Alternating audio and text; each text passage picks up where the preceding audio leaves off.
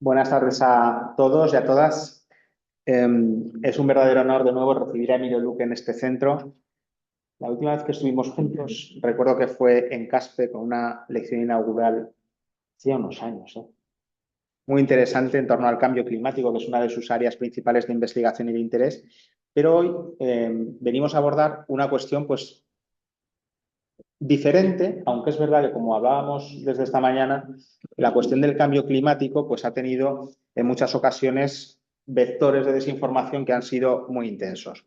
Esta actividad se enmarca en un programa de las facultades de Filosofía, Geografía e Historia, Ciencias Políticas y Sociología, de la que es profesor Emilio, eh, y Geografía e Historia, un programa que se llama Humanidades a corta distancia y que tiene pues, dos vertientes. Por un lado, pretende de alguna forma acercar las humanidades a los centros asociados, no hacer actividades, buenas tardes, desde la facultad emitida, sino que vengan los profes físicamente y podamos compartir, hablar, aprender en torno a materias en el ámbito de las humanidades.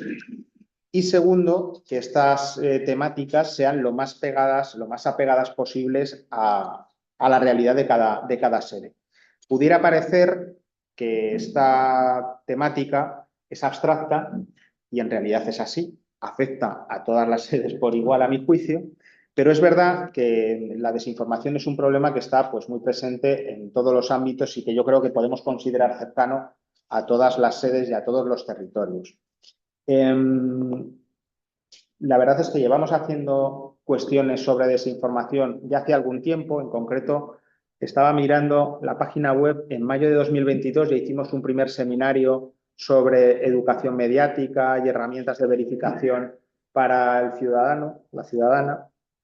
Y en los últimos 2 años hemos hecho 2 cursos que tienen que ver con la falsificación de la historia, en un tono divulgativo, de la mano de José Miguel López Villalba y de José Luis Corral, con otra serie de expertos nacionales, en torno a pues, grandes mentiras que a lo largo de la historia se han repetido hasta la saciedad, dando lugar a que se hayan instituido como verdades cuando los hechos demuestran que no son tales, ¿verdad? Y yo empezaría con una primera cuestión, que es, pensemos, ¿cuántas veces hemos reenviado algo antes de comprobar si era cierto? A todos nos ha llegado una información seguramente al WhatsApp, que es lo que más utilizamos en general aquí en España, y antes de verificar si era cierto o no, pues directamente, como nos llegaba de alguien en quien confiábamos, pues lo hemos reenviado y luego hemos visto pues, que no era así. Por tanto, la primera reflexión que haría es que todos estamos inmersos en este ecosistema en el que circulan tanto verdades como mentiras, como medias verdades, como medias mentiras, como falsedades manifiestas, como bulos, como eso que se ha dado en llamar fake news. Nadie estamos a salvo de la desinformación. Todos tendemos a pensar que tenemos una capacidad por encima de la media para detectar cuando una noticia es falsa y cuando no. Esto es lo que nos dice la literatura científica. Pero luego los hechos resultan que no es así y que nuestros sesgos y nuestra configuración cerebral pues hace que nosotros también nos autoengañemos en muchas ocasiones.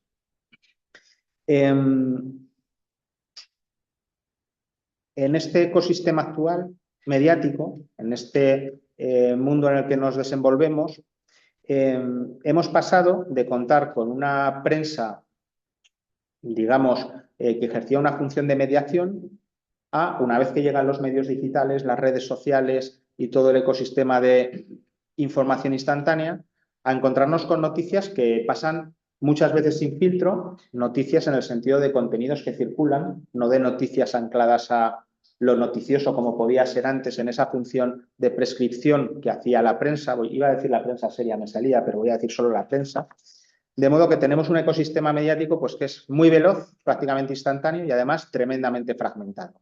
Nos llegan contenidos de diferentes sabores, olores, en diferentes redes, a través de medios tradicionales como los que teníamos antes, la radio, la televisión, la prensa escrita, pero también a través de infraestructuras digitales que hacen que no vayamos al contenido, sino que el contenido venga a nosotros.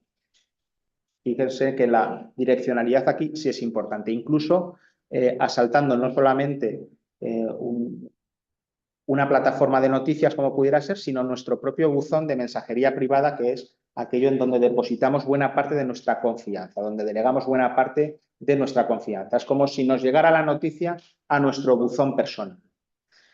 Hay una serie de conceptos que yo creo que vamos a tratar a lo largo de la sesión. Permítame que me extienda un poquito también para intentar conservar la voz de nuestro profesor en el día de hoy, Emilio, que viene con una afonía que le impide un poquito el estar a gusto, el estar como él querría estar, de modo que me voy a extender unos minutos más, pero sí que quiero distinguir algunos conceptos que creo que van a salir a lo largo de la sesión. En primer lugar, cuando hablamos de desinformación en España, tendemos a mezclar dos cuestiones que en el ámbito anglosajón están marcadas. En el ámbito anglosajón se habla de disinformation y misinformation, mientras que aquí hablamos de desinformación en general. Y son dos conceptos con matices importantes. Mientras que la información, todos tendemos intuitivamente a saber lo que son la información que emana de unos hechos que son comprobables, de datos contrastados. La misinformation, la falta de información, es aquella información que está incompleta, que tiene lagunas, que tiene silencios o que directamente omite, por cómo se enfoca una noticia, contenido relevante para que sea completa. Eso sería la falta de información. Mientras que la desinformación, pues hablamos, como todos pensamos de manera natural, que se trata de contenidos falsos, engañosos, difundidos con intención de manipular o de confundir. Es decir, unos contenidos que son deliberadamente falsos y con una intencionalidad. Distinguiríamos también entre lo que son los bulos y las fake news. Un bulo se han repetido a lo largo de la historia. Es un rumor, un mensaje engañoso que circula como si fuera verdad. Hoy en día, pues a través de WhatsApp, redes, etcétera, de una manera totalmente viral e instantánea, mientras que las fake news, uno de los términos que en los últimos años ha saltado a la palestra, creo recordar además que fue hace unos años la palabra del año de la revista Time, es un fenómeno de un espectro más amplio, es un fenómeno, como les decía, que se intenta a través de la simulación de una noticia real o legítima o verídica, pues hacer una información pseudoperiodística, hacer un contenido que o bien está falseado o está manipulado o está descontextualizado para generar una falsa apariencia de noticia. Eso sería una fake. Hay un sustrato de base que es la apelación a la emoción en todos estos contenidos, en todos estos fenómenos. Lo que le interesa a quien impulsa una desinformación es generar una emoción, un sentimiento, una reacción alejada de la razón. Nuestro sistema cerebral tiene dos velocidades, el sistema rápido, que es la emoción, y el sistema lento, que es la razón, que siempre es más costosa de aplicar. Y en todo este mare magnum de conceptos que estamos lanzando, pues además, con la irrupción o la destrucción de los medios digitales ocurre que nos encontramos no solamente con este fenómeno de bulos, fake news y demás, sino además con un ecosistema completamente mezclado en el que conviven al mismo nivel la información de calidad con la información de menor calidad, con la información falsa, con los bulos, con la opinión, todo mezclado en un totum revolutum donde cada vez es más complicado saber qué es verídico, qué es legítimo y qué es, pues, no legítimo.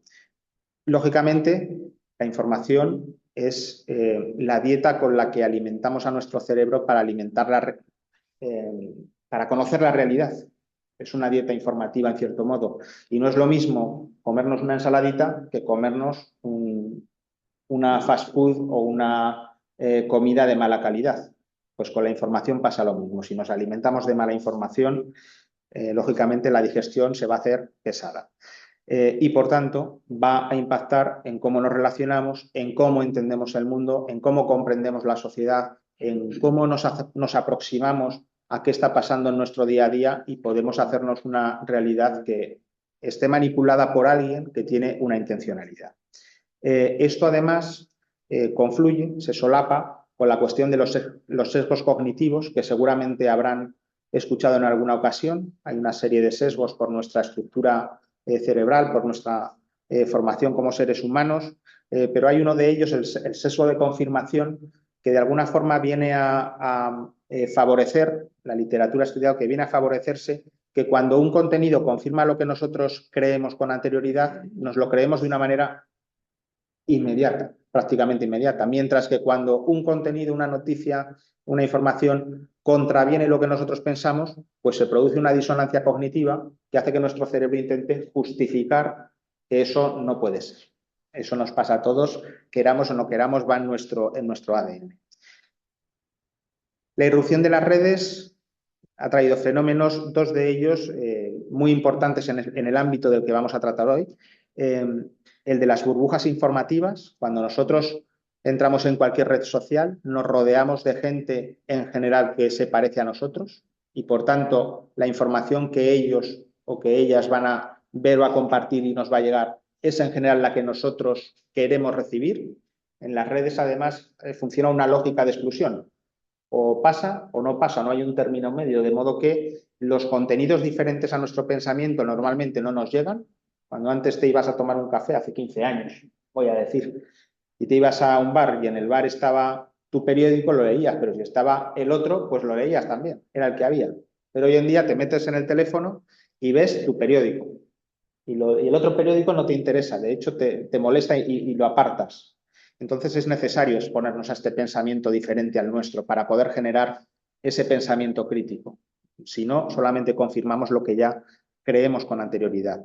Y en este sentido hay otro concepto que es el de las cámaras de eco, en el cual se nos dice que cuando accedemos a una red social, por este filtro burbuja en el cual nos llegan este tipo de informaciones que confirman nuestras creencias, al final lo que generamos son cámaras de resonancia. No hacemos un verdadero debate, sino que lo que estamos es completamente dando eco, repitiendo, magnificando aquellas cuestiones que nos resultan proclives a nuestro pensamiento.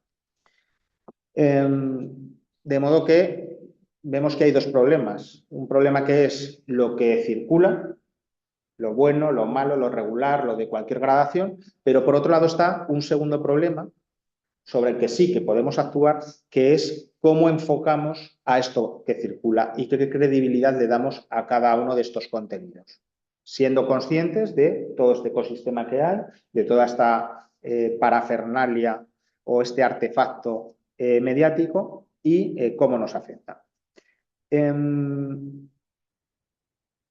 ¿Cuál sería, bajo mi punto de vista, la primera actitud que podríamos adoptar? Pues la duda razonable, el escepticismo, el pensamiento crítico. Obtener una noticia, nos llega un contenido y decir, bueno, este contenido, ¿quién me lo ha enviado? ¿Quién lo ha publicado? ¿A quién beneficia este contenido? Porque en una prensa libre, digamos, el periodista publica lo que son hechos, perjudique a quien perjudique, beneficia a quien beneficie. Pero en el ecosistema actual donde todos podemos emitir y consumir, esta cuestión del interés detrás de cada publicación creo que es pertinente. Esto que me ha llegado coincide mucho con lo que yo pienso y entonces me lo creo directamente, o lo rechazo porque no es lo que yo pienso y entonces directamente lo descarto. Bueno, pues yo creo que deberíamos de darnos un poquito más de humildad todos para enfocarlo siempre con esa cautela de vamos a ver de dónde viene, vamos a contrastar las fuentes, vamos a mirar otra fuente, vamos a verificar si esto es así en varios medios, no dar credibilidad a lo primero que nos llega. Y en este ámbito pues hay dos cuestiones a tener en cuenta. Por un lado, lo que sería la verificación digital, que es la que todos podemos hacer con respecto a los contenidos, hacer una búsqueda inversa de imágenes, contrastar en varias fuentes y demás, cualquiera que sea la herramienta, o cuando esto se profesionaliza, porque ya tenemos en nuestro país organizaciones que se dedican a la verificación de manera sistemática, pues estamos hablando de la disciplina del fact-checking, de la comprobación de los hechos. Y en nuestro país tenemos experiencias como Neutral, como Maldita.es, como Maldito Bulo, otra serie de verificadores que se dedican a sistemáticamente, pues por ejemplo, hay un debate político y a verificar las cifras que dan pues todas las personas que participan. Cuando se ha hecho necesario profesionalizar este esta disciplina, pues ya nos da un indicador de que no es solamente contrastar, sino que se pierde credibilidad en todo el ecosistema. Pedíamos, si lo tenían a bien, dos tareas previas antes de venir. Por un lado, observar el propio entorno mediático, cómo nos informamos cada uno de nosotros unos días. Y por otro lado, si también les parecía bien, pues traer una noticia dudosa pues para jugar con ella, para contrastar. Se trata más bien no de hacer una conferencia magistral, como decíamos esta mañana, sino de hacer un taller donde se puedan ver ejemplos de cómo actuar. Y ahora ya sí que me voy a callar, te voy a dar paso. Para ello, contamos esta tarde, es muy agradable para mí contar de nuevo contigo, Emilio, con Emilio Luque, que es doctor en Sociología por la Universidad Complutense de Madrid, diplomado en Antropología Social por la Universidad de Kent, especialista universitario en Sociología del Consumo, él es profesor de la Facultad de Ciencias Políticas y Sociología de la UNED desde el año 2000 en las asignaturas de Ecología Humana, en Sociología y Medio Ambiente y Sociedad en Ciencias Ambientales, y entre 2007 y 2014 fue director de investigación del IUED, nuestro Instituto Universitario de Educación a Distancia. Has pasado por diferentes cargos en la Universidad de Gestión, pero en la actualidad es vicerrector adjunto desde 2022 de Sostenibilidad y Agenda 2030 en la UNED. Ha realizado estancias de investigación en las universidades de Harvard, de Michigan, en Ann Arbor y el Centro de Sociología de la Innovación de la École des Mines de París. Y me ha dicho que corte aquí, me queda la mitad del currículum, pero le voy a atender y le voy a dar ya paso porque yo creo que todos estamos deseando comenzar a escucharte. Bienvenido, Emilio. Muchas gracias. Como ven, no exageraba cuando decía que me estaba salvando de mi propia afonía, que por supuesto no me había pasado nunca hasta que me ha tocado dar una conferencia. De hecho, tengo dos seguidas, así que el momento perfecto para descubrir esto de la afonía. Además, bueno, primero quería expresar mi agradecimiento y mi placer por regresar a Calatayud, que para mí es un centro muy querido. Se distingue Calatayud por tener directoras y directores estupendos, a los que he apreciado mucho. Y desde luego que es un placer y un honor poder compartir esto. Veo que se me han puesto un poco a mediana distancia, no son universidades, humanidades a corta distancia, son a mediana distancia. A ver si consigo que sientan ustedes que es de verdad corta distancia, porque en este caso además no me planteo una charla desde la posición del experto y no es falsa humildad. En esto yo he trabajado un poquito en relación con el cambio climático, me refiero a esta cuestión de la desinformación y sus consecuencias, ¿no? De eso podría hablar más, pero he decidido hablar de lo que nos pasa un poco a nivel usuario. Yo soy, como ustedes, un ciudadano y lo que sé es que algo está pasando en la manera en la que debatimos, nos informamos, nos hablamos o no nos hablamos. Algo está pasando que está deteriorando claramente eso que llamamos la esfera pública, la vida democrática. ¿Qué pasa ahí? Y sobre todo, lo que me he planteado es, ¿y qué podemos hacer? Porque ahí está el kit de la cuestión. El kit de la cuestión, o como diría mi abuelo, la madre del cordero. Entonces, ¿qué podemos hacer? Normalmente yo les haría ahora un pequeño esquema de lo que les voy a contar, pero hoy no. Y luego les desvelaré por qué. Lo que les pido es que según les vaya proponiendo cosas que ustedes podrían hacer o que les podrían pedir a otros que hicieran para que fueran buenos ciudadanos informativos, vamos a decir, para que nos resistiéramos a esta pandemia, a esa infodemia, a esos problemas de desinformación, mala información y en inglés es más fácil, yo pienso más en inglés que en español en estas cosas y entonces aquí, como decía Luis Joaquín, agrupamos distintas maneras de ejercer mal la información o de hacer malas cosas informativas, desde cosas basadas en la ignorancia a cosas basadas en la mala fe, a campañas y otras que son de otro orden, porque eso lo puede hacer, por ejemplo, imaginemos un periodista que decide construir un relato a sabiendas falso sobre un acontecimiento. Esto está en otro orden que mi madre cuando me reenvía un vídeo. Y sin embargo, ambos componen mi esfera informativa. Me llega esa información, seguramente más la de mi madre que la del periodista. Entonces, voy a empezar contándoles una solución. Vamos a ver qué nos propone una... creo que esto hay que cambiarle algo. Sí, hay que compartirlo. Entonces, sí. Espera, voy a... ¿No? ¿Debería?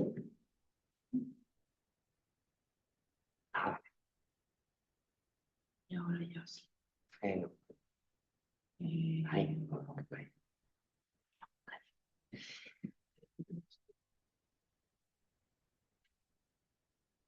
Bueno, como ven hay muchas fotitos. Muchas. Hay muchas, pero bueno, habíamos empezado con una... Yo cambio mucho los títulos de las charlas porque las voy pensando. No soy de los que lo tienen todo clarísimo, sino que en el proceso de construirlas voy modificando incluso mi propia posición sobre ello, ¿no? Y aquí les doy más pistas de la que quería darle, ¿no? Como no teníamos pensado al principio, que era... yo soy el desinformado o serán los otros, ¿no? ¿Es un ciudadano desinformado o seré yo? Seré yo, ¿no?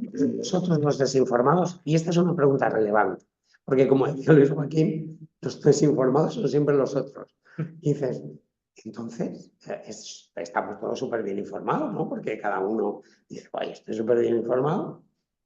Yo aquí he puesto, en este otro título he puesto el énfasis en otra cuestión, que es si se puede luchar solo, si uno puede, incluso con la propia desinformación, si puede protegerse de la desinformación a sí mismo o incluso a sí mismo no puede. Ya no digamos ir a luchar o a convencer o a modificar la cuestión de la desinformación de otros, la mala información de otros. Bueno, empiezo simplemente porque la cosa está que arde. Esto está que arde. No sé si saben que X, antes Twitter, un espacio de desinformación, si alguno hubo, hace muy poco se les ocurrió, esta cosa que se le ocurre a Musk, se les ocurrió introducir en el perfil de los usuarios información geográfica o geolocalizada de dónde estaba esa información. Entonces, estas son dos cuentas, esta me parece que tenía 500.000 de seguidores, esta tiene 190.000, o sea, no sé, macro cuentas que, bueno, con la monetización, como la llaman, de Twitter, pues a las personas que estaban detrás, algún dinerillo les estaba dando. No muchísimo, esto hay que tenerlo en cuenta, porque ahora vamos a descubrir, ambas están hablando de, no sé si aquí hablan de nuestro país, bueno, pero si se fijan, Charlie Kirk, este ultraderechista recientemente asesinado, pues fíjense, la voz de Charlie Kirk que se eleva por el pueblo, por Dios, por América, ¿no? Y bandera americana. ¿De dónde es este hombre? ¿Qué dice? ¿Dónde es? De los Estados Unidos, ¿verdad? Pero luego llega X y resulta que nos descubre que la cuenta está basada en la Europa del Este, o sea, típicamente con una VPN, pero sabemos que está en la zona de la Europa del Este y el otro en la India.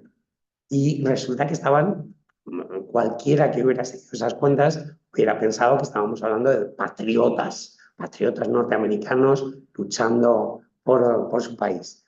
Y esto acaba de pasar, esto hace unos días que ha pasado y ha sido como desvelar que realmente vivimos en un mundo sometido a unos niveles de desinformación sin precedentes, ¿no? Yo creo que la rectora del MIT, la Melissa Nobles, presentando una conferencia sobre desinformación, dijo esto y a mí me pareció el mejor ejemplo, la mejor condensación de por qué esto es relevante. ¿Qué es lo que pasa? ¿Qué nos pasa? Y no voy a hablar mucho más de esto, ya saben que se podrían decir mil cosas sobre la desinformación.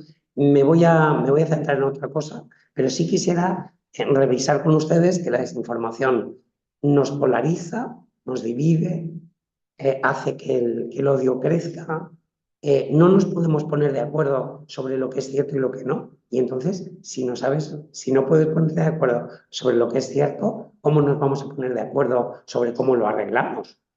Si tú dices que el problema existe y yo digo que no existe, ya no te digo el cómo lo arreglamos, que es de lo que va la democracia. La democracia consiste básicamente en ponerse de acuerdo sobre qué problemas hay. Y bueno, pues si no te pones de acuerdo, pues eliges a gente que tiene distintas versiones de los problemas que hay, pero al final gobiernan para todos, con lo cual esa realidad compartida es una precondición de la democracia. Pues si existe la polarización a estos niveles basada como efecto de la desinformación, no nos podemos poner de acuerdo sobre esos problemas, sobre todo si son complejos. Esto es una dimensión importante. Y no nos podemos poner a solucionar cosas. Y es para lo que tenemos la democracia, no es otra cosa. Entonces se nos rompe el invento. Antes de entrar en lo que a dónde les quiero llevar, y realmente hay una parte espero que les divierta, como casi de juego. Les voy a intentar llevar a un sitio, pero básicamente quería revisar con ustedes y que se lo imaginaran. Esto me gustaría que lo pudieran incluso expresar. Si piensan en sátiras o parodias referidas al mundo informativo, en ese sentido amplio, ¿en quién piensan? En Polonia. En Polonia, en el programa, en el Mundo Today, en el Gran Wyoming, sí, o sea, tienen claro. ¿Es eso desinformación? Hombre, no nos engañan en el sentido de que dicen cosas que dicen que son verdad. Sin embargo, están construyendo sentido. El contenido fabricado, eso parece más evidentemente, eso es desinformación pata negra, ¿no? O sea, eso es lo de verdad. El contexto falso, ¿no? Cuando dicen algo cierto, pero rodeado de un contexto que no lo es. Y con esto entramos donde yo les quiero llevar, que es saber si es verdad o no una cosa es difícil, pero saber si el contexto es cierto o no, eso es complicado. Y si esa es la tarea que nos encargan, ostras, vamos a pensar en esa dirección. Las otras cosas, pues el clickbait, ¿no? Te hago creer que te voy a comunicar determinado tipo de información que te lleva a otra cosa. Y así, ¿no? Contenidos muy manipulados, contenidos impostores, contenidos engañosos. Esa sería una cierta taxonomía que me gustaría que se representaran casos en los que ustedes o bien lo han sufrido o bien saben que han circulado o les han llegado de esos familiares que sean el meme o el epítome es el cuñado, ¿no? Ese cuñado o cuñada o lo que sea que todos tenemos que te envía alguna de estas cosas, ¿no? Como decía Luis Joaquín, han visto que he hecho una introducción mucho más seria y competente de lo que luego va a ser la charla. Les hablaba de estas distintas intenciones respecto de esa información de mala calidad o falsa o mal contextualizada, o lo que sea. Hay desde la que es engañosa, pero porque no lo sabían, pero bueno, si es usted periodista, debería tener las herramientas para asegurarse de lo que nos dice sea cierto. No le exime de el que no supiera usted que era una información errónea y se la hace circular, es usted un mal profesional. Y esto es una de las cuestiones claves sobre las que me gustaría que reflexionáramos, desde la que es deliberadamente, a sabiendas, fabricada o manipulada, o la que es, bueno, un poco falsa, la que está mal contextualizada o la que está sin verificar, o la que trata de generar eso que Luis Joaquín enfatizaba, que son las respuestas emocionales colectivas, desde el odio, las campañas del odio, las campañas de miedo, las campañas de acoso. Entonces, vamos a empezar ya con la solución. Yo traigo la solución. Ya está. Esto es muy sencillo, ¿verdad? Lo hemos visto. Ven ustedes que esto se soluciona en 2 patas. Así que el Parlamento Europeo ha sacado una guía para ayudarnos a 10 pasos para protegernos a nosotros mismos y a otros de la desinformación. Así que vamos a dar los 10 pasos, ¿vale? Aquí lo único que les voy a pedir que piensen, ¿qué recursos exige de ustedes aplicar esa indicación, esa propuesta, ese consejo? ¿Y qué recursos requiere de lo que haya a nuestro alrededor? Porque muchas veces no podemos nosotros hacerlo, requerimos que otros nos ayuden en ello, otros, empresas de comunicación, profesionales de la información, etc. Entonces, para cada paso vamos a hacer ese pequeño ejercicio interior, por decirlo así, vale, esto lo haría yo así o me costaría tanto. Vale, lo primero, mantenerse alerta. Eso no parece difícil. Vamos a estar alerta todo el rato. Esto ya en sí es un coste. Ya voy desvelando, voy a decir yo mismo, mantenerme alerta todo el rato. Todo el rato que uno está, a la que está llegando información, que ahora mismo son las casi las 24 horas, toda la parte en la que uno no está durmiendo y parte de la que está durmiendo, le está llegando información. Tengo que mantenerme alerta. Eso ya es un coste. Voy decidiendo si esto es sensacionalista o no. Tengo que aprender a decodificar la información. Tengo que ver si ese lenguaje me está dando pistas de si eso es una desinformación, una mala información, una misinformation, una información errónea, engañosa, toda esa taxonomía que hemos revisado, ¿no? Entonces yo tengo que dedicarme a aprender a descodificar la información. Yo ya estoy un poco cansado, ¿eh?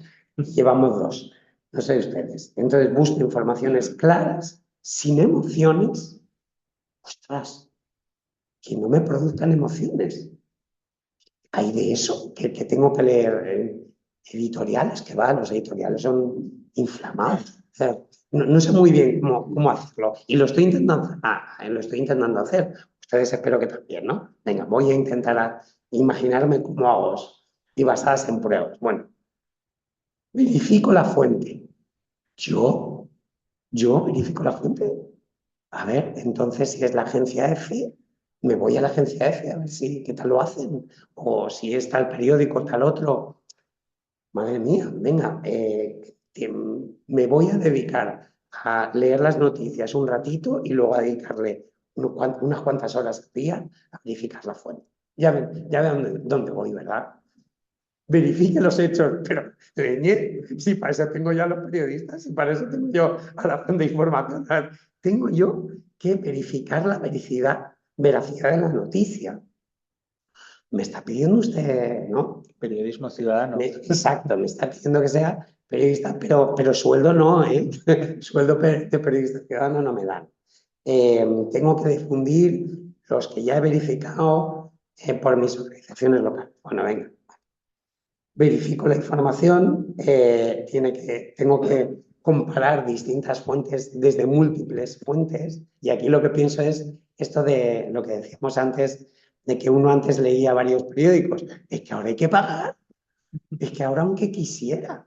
O sea, ¿cómo hago eso? Yo en mi casa, yo ya pago una enormidad por los periódicos y revistas a los que estoy suscrito. Imagínense que tengo que hacer esto comparar noticias de múltiples fuentes acreditadas.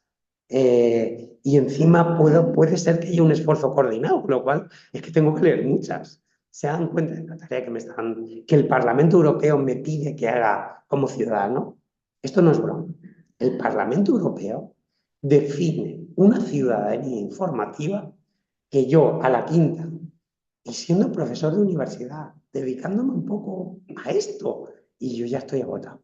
Así que la siguiente es, la voy a ir un poquito más rápido. Piénselo 2 veces antes de compartir.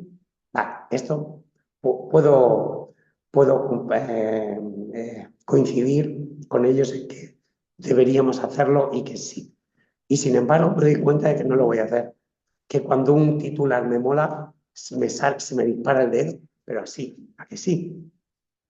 Es así. Entonces, sabiendo que ojalá pudiera, pero yo mismo no puedo, así que ¿cómo le voy a pedir? Lo que lo hago.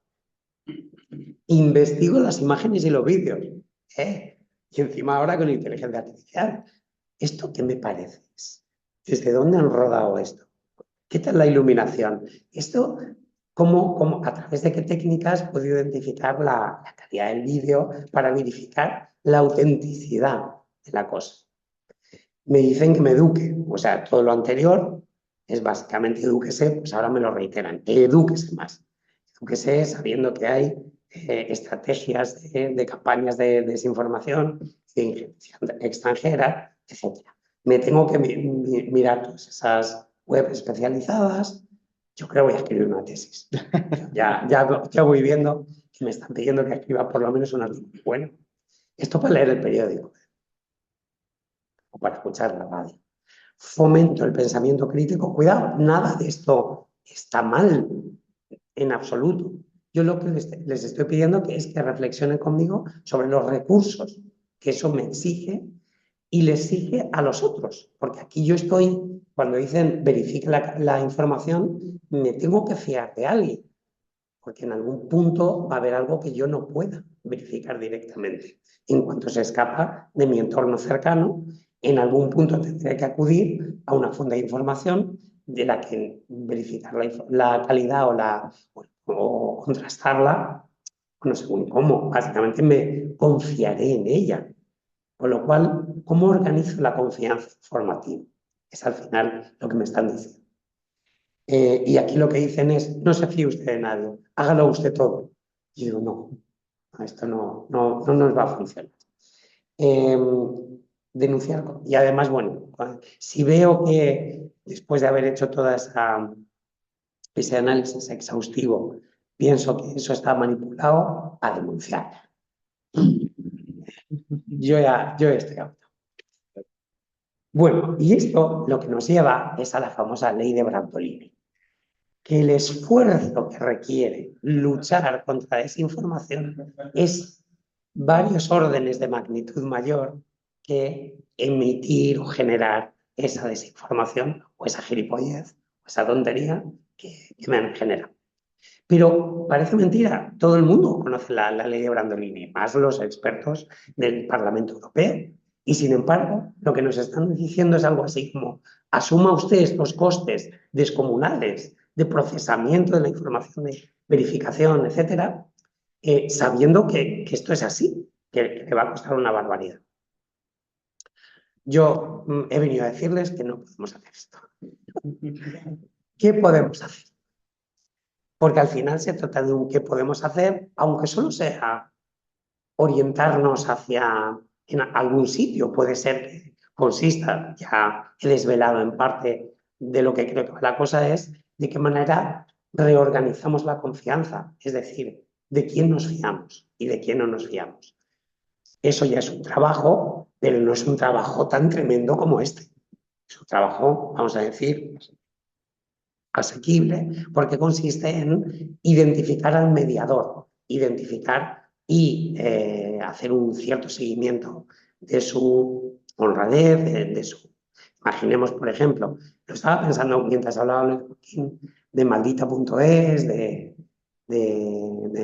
Maldito Bulo, también es otra versión de la cosa, y de Neutral, que en algún momento, no sé si lo hacen, pero en algún momento ponen la puntuación, ponen OK Diario 25.000, El País 84, dicen, creo que me puedo fiar mal del País. Sería algo así.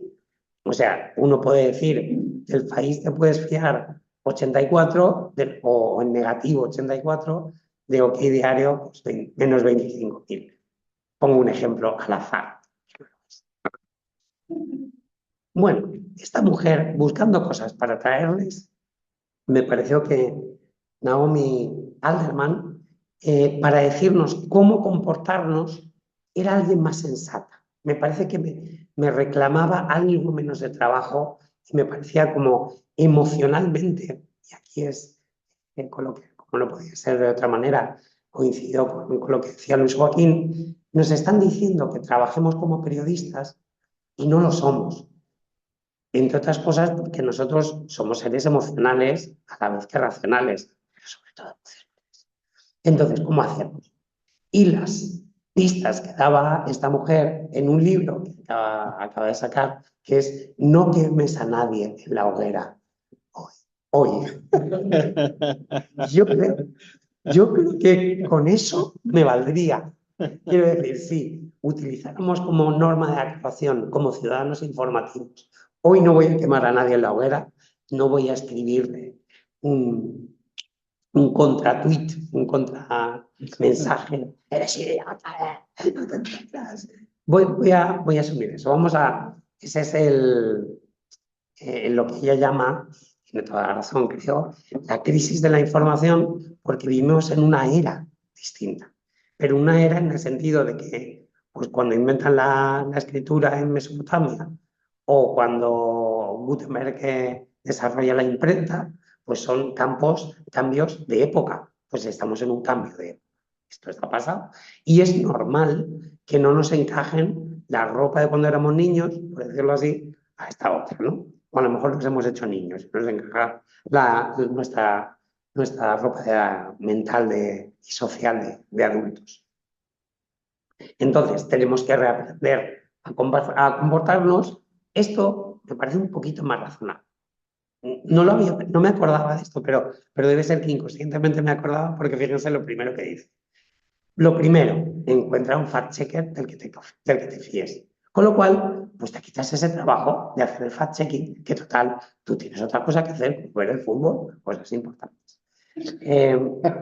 O tomar una caña con los amigos, o lo que sea. Y hablar con ellos de política, pero hay un momento en el que dice, pues ya está, no sé qué. Dice, a ver, no podemos oponer tu verdad a la mía. ¿De quién nos fiamos? ¿De quién nos fiamos los dos? Y entonces aquí podemos encontrarnos con un problema. Es que yo no necesito fact-checker, amigo. Entonces estamos en esferas públicas que funcionan de manera distinta. Y ese nos lleva a otro problema, que será aquí, la tercera parte de la charla. De la charla o esto que les estoy haciendo que no es un qué es. Bueno, entonces, encontramos a un fact-checker del que nos fiamos, evaluamos cómo nos sentimos, eso me parece una cosa muy zen. Así de, voy a darle, espérate. Y cuidado, si me siento muy feliz de enviarle a alguien un torpedo para que se jorobe, no es lo que debo sentir. Evalúa, considéralo y considéralo crítica. Paremos un momentito y pensemos las consecuencias de la cosa. Es decir, resiste la tentación de avergonzar a otros usuarios. Como dicen en mindfulness, sin avidez y sin aversión. Totalmente. O sea, un poquito... Con ecuanimidad. Como decía Yourcenar de Adriano, aspiraba a la ecuanimidad de un dios. Yo aspiro a la ecuanimidad de un fact-checker medio, o mucho. Resiste la tentación de avergonzar a otros. Las instituciones tienen un trabajo complicado. Y aquí este es un problema de la forma en la que se hace oposición en este país y en otros, que es aprovechar que siempre va a haber errores para cortocircuitar la posibilidad de que ya para jamás nunca creas en que esa institución puede emitir ninguna información válida. Y claro, cuando haces eso, te cortocircuitas la democracia. Pero es el resultado de una estrategia de deslegitimación del oponente que lo que termina haciendo es desactivando la posibilidad de que las instituciones puedan equivocarse alguna vez. Si nos equivocamos todos, las instituciones también. Hombre, si se equivocan todo el rato... Hay una cosa que no sé si conocen, que no sé si se hace mucho aquí, que es ese leer cosas para que te cabreen. ¿Eso lo hacen ustedes? ¿Lo han hecho? Leer cosas que sabes que te van a cabrear o que intuyes que te van a cabrear, leer feeds o webs o lo que sea, a que te cabree. ¿Eso lo hacen ustedes? Yo sí. Yo lo he hecho. Yo lo he hecho, sobre todo con Juan Manuel de Prada, de quien hablábamos esta mañana, por ejemplo. Para bien, ¿eh? Para dejarlo Sí, bien. hemos hablado. Bueno, pues esas cosas que hacemos, que es consumir contenido informativo, pseudoinformativo, lo que sea, para que te cabree, pues eso igual, como decía, no nos hace bien. No está mal reconocer que los otros también son humanos, un poquito más. De vez en cuando que no te importe lo que opinan los demás. ¿Qué más? Como la canción de Alaska, ¿no? ¿A quién le importa lo que yo haga? ¿Qué más da lo que piensa? Genuinamente, yo creo que esto desactivaría gran parte de las reacciones que se producen, ¿no? Esto es lo más complicado de todo, seguramente, usar tu smartphone con juicio. Lo que dice Alterman es que consideres todo el rato, como yo lo traduciría, es considera tu smartphone, tu teléfono móvil, un poco como tu enemigo. Entre otras cosas porque se están forrando contigo. Eso está claro. O sea, no te ha dado nadie las redes sociales y estas cosas por altruismo. Aquí lo que hay es monetización a tope. Los grandes multimillonarios multimillonarios, me quedo corto. Milmillonarios, trillonarios en inglés. Básicamente lo que han hecho ha sido monetizar elementos como los de los teléfonos móviles, ¿no? Pues, usarlos juiciosamente, yo creo que en parte quiere decir mirarlos con sospecha. ¿Qué información me están sacando? ¿Dónde está esto yendo? ¿Por qué me están enviando esto para que me cabree? ¿Por qué? Como saben, hay cantidad de algoritmos y filtros que están diseñados para aumentar tu engagement. ¿Qué quiere decir? A ver si consigo que te cabrees y hagas eso que acabamos de ver que no deberíamos hacer. Esto, como ven, son normas bastante sensatas, ¿no? Yo creo que no les requiere ese trabajo de periodistas sin sueldo que le reclamaba el Parlamento Europeo. Limitar las redes sociales, creo que en tiempo y en número no está mal. Yo he sido otra persona desde que me bajé de Facebook. Yo fui pionero en bajarme de Facebook. Fui pionero en subirme a Facebook, en meterme en Facebook. Y yo creo que hace 15 años me bajé. O sea, dije, uy, esto va muy mal. No sabía yo la razón que tenía. Y sin embargo, ¿qué hacemos con los chicos? Con Luis Joaquín.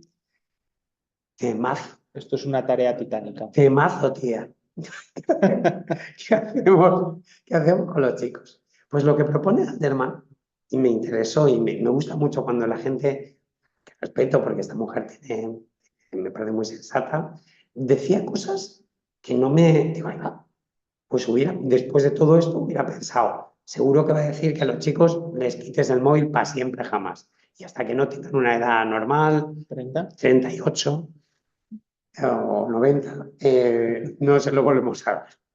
Y sin embargo lo que dice es, ¿y cómo van del estado de no al estado de sí? Al estado de no tenerlo a sí tener, tendrán que entrenarse. Esto es muy complicado, pero habrá que hacerlo, porque sabemos que van a terminar teniéndolo.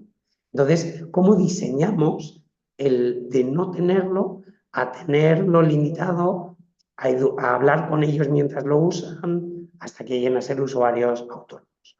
Y yo creo que me ha convencido, o sea, realmente la idea, es Joaquín, me temo, conseguir una transición lo más sensata y reflexiva y compartida posible, pero no tiene sentido.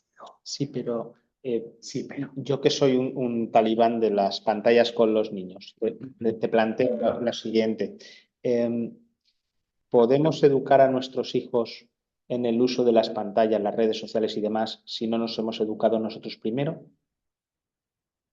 Lo digo porque esto surgió en alguna reunión de padres de inicio de curso y demás, y cuando yo lo planteé, pues sufrí una especie de escarnio público, porque parecía que el problema lo tenían los niños y que nosotros estábamos como una esfera por encima del bien y del mal, y cuando planteé, bueno, pues quizás deberíamos empezar nosotros dando ejemplo, ¿no? Me decía que ese proceso de aprendizaje, hacerlo con ellos, no me refería hacia ellos o contra ellos, o no, con ellos. O sea, una de las cosas que uno descubre cuando le pone, tiene que, y por cierto, esto es, sí que lo tengo claro, enseñar a otro es la mejor manera de aprender. Así que la mejor manera de educarse, los adultos, que somos los peores usuarios de medios de smartphones, de redes sociales, los peores, los más brutos. La mejor manera seguramente de educarnos a nosotros mismos es compartir el proceso de educación de otro. Así que lo mantendría, pero precisamente en ese sentido de educarse con, es decir, simultáneamente. Por otro lado, vamos a pensar el contexto normativo en el que esto sucede, demos la importancia. O sea, si sabemos que somos ciudadanos informativos en un mundo degradado, en un mundo informativamente deteriorado, hombre, apoyemos las medidas que vayan en la dirección de revisar una de las cuestiones clave, de las que no voy a entrar aquí, salvo para mencionarlas, pero que saben ustedes que están detrás de todo esto, que son los incentivos económicos de las grandes empresas que están detrás de todo esto. La monetización, ¿no? Cómo saco dinero de estos usuarios, pues entre otras cosas, cabreándoles o haciéndoles desear compartir eso para crear comunidad. ¿Comunidad de odio? Sí, pero a mí qué me importa. Si no puedo luchar como individuo, pero si hay una ley que trata de meter en cintura a esas grandes tecnológicas, pues apoyémoslo, ¿no? Entonces, esto también me parece razonable. Y por último, seguramente lo más complicado, sobre todo en España, donde esto es un deporte nacional, evitar las discusiones innecesarias. Me imagino a más de uno diciendo, yo nunca he tenido una discusión innecesaria, son todas necesarias. Y en todas tenía que ganar. Entonces, esto, por cierto, me lleva a la última parte de la charla, que tiene mucho que ver con esta cuestión de la moral, que es el gobierno de las emociones, entre otras cosas. O sea, organizarse ética y moralmente es organizar la acción y la emoción. Esto es muy importante y se les olvidaba a Spinoza, seguramente, pues en las grandes tradiciones filosóficas, muchos filósofos han perdido de vista que somos seres emocionales. Los Facebook y tal, no, eso lo tienen clarísimo, ¿saben? Nos tienen caladísimos. Tienen más información sobre nosotros que nosotros mismos, muchas veces, ¿no? Entonces, ¿cómo evitar esto? Pues tenemos que reaprender a ser buenos. Así se lo digo. Desarrollar un estándar moral, normativo, que nos lleve, vamos a ver, ustedes, por lo menos la mayoría de ustedes no habrá matado a nadie, ¿verdad? Uno nunca sabe. La mayoría de ustedes no habrá robado un banco. Entiendo. A la mayoría de ustedes, en cambio, les ha robado un banco. Entonces, la idea de que uno sigue estándares de comportamiento moral no nos resulta ajena. Y sin embargo, en el mundo de la información somos más bien seres naturales, seres que no tenemos referencias y autorreferencias, convicción de cómo debemos ser moralmente. Y esto es lo que vamos a ver. Antes de eso, les comparto muy brevemente y en inglés para que no se entiendan si es posible. Un informe que parece buenísimo y lo pueden, si quieren buscarlo y saben inglés, ya saben que ahora ya cualquiera mete un texto, un documento en DeepL o en alguno de los traductores y te lo clava. De hecho, yo lo uso, lo he empleado para esta presentación. Se llama eso de Verification, Deliberation and Accountability, verificación, deliberación y responsabilidad, capacidad de ser responsable de lo que uno hace. Es difícil traducir accountability. Es el estar llamado a dar cuentas de lo que uno hace. Account, ahí es explicarse, es esa explicabilidad. Pues te exijo que te expliques. Pues eso es ser accountable, es que te lo pueden pedir y que tú lo tienes que dar. Dar cuentas de Doy cuenta, claro, varios sentidos. Entonces, eso es de lo que va la democracia. Y esto me gusta mucho porque encaja muy bien y organiza muy bien todo lo que de lo que hemos estado hablando. Y es un informito muy, muy pequeñito del fundador de Bellingcat, que es una organización periodística de esas de código abierto, ¿no? De open source, de investigaciones de ese tipo. No se preocupen. Gracias por recordarnos que los móviles mandan. Entonces, lo que uno necesita para tener una democracia es poder saber qué es cierto con tilde, qué es lo que es cierto. Si no puede saberlo, no puede ponerse de acuerdo ni sobre los problemas y esto a quién le afecta y esa estadística es mentira. Pues ya está, no sigamos hablando. De hecho, es lo que nos está pasando, que no podemos, porque no podemos pasar ni siquiera el primer paso, que es el de verificación. Luego, que todas las voces de los afectados estén representadas de manera razonada en esa conversación, que es la deliberación. Y por último, que el poder público se le encarga que esos problemas que hemos acordado que son ciertos y que nos hemos puesto de acuerdo sobre cómo tenemos que solucionarlo, más o menos, pues luego tienen que dar cuenta de ello, tienen que responder de ello. Entonces, es todo eso, ¿no? El esquema lo llaman el VDA, y eso puede ir desde cosas, desde un estado de una democracia sustantiva a una democracia paripé, me gusta mucho más que performative, pero es eso, una democracia paripé a una democracia que llaman desordenada, podría ser patológica, una democracia pues como Estados Unidos ahora mismo. Nosotros tampoco andamos muy allá, pero Estados Unidos, ahí lo tenemos bastante claro, ¿no? Se mantiene la apariencia de que hay una democracia, pero la verificación en realidad es propaganda. Hace muy poquito está sacando unas cosas en la Casa Blanca denunciando a periodistas que no le gustan. Estamos en ese punto, estamos llegando a ese punto, ¿no? La polarización reemplaza la deliberación, o sea que se vacían de contenido cada uno de esos ejes sustantivos para que exista tal cosa como una democracia, ¿no? Entonces se llega a una democracia simulada, es una simulación de democracia. Yo, y con gran dolor de mi corazón, debo decir que creo que Estados Unidos está en la fase ya de patología y de democracia simulada. No sé, esto es una cosa muy gorda de decir, ¿eh? Y me impresiona estar diciéndolo al público y sin tener la sensación de que ustedes van a decir, ¿dónde vas? Sino que van a decir, no, peor. Vale. Entonces, las tres preguntas que tenemos que hacer siempre para saber si una esfera pública, si una democracia está funcionando, si esa desinformación la ha deteriorado un poco, la ha vaciado o ha llegado a hacerla patológica, hay que hacerse estas preguntas simples pero tremendas. ¿Se pone a prueba la verdad? Pues piensen, por ejemplo, en algo que a mí mismo, fíjense que yo me digo estas cosas, a mí mismo me sorprendió durante la pandemia y después de la pandemia. No se está muriendo gente. Tío, están en los hospitales saliendo los furgones, ¿no? Los coches fúnebres. ¿Cómo no va a ser eso verdad? Pues si no nos podemos no podemos eso ponerlo a prueba, imagínense tantas otras cosas, ¿no?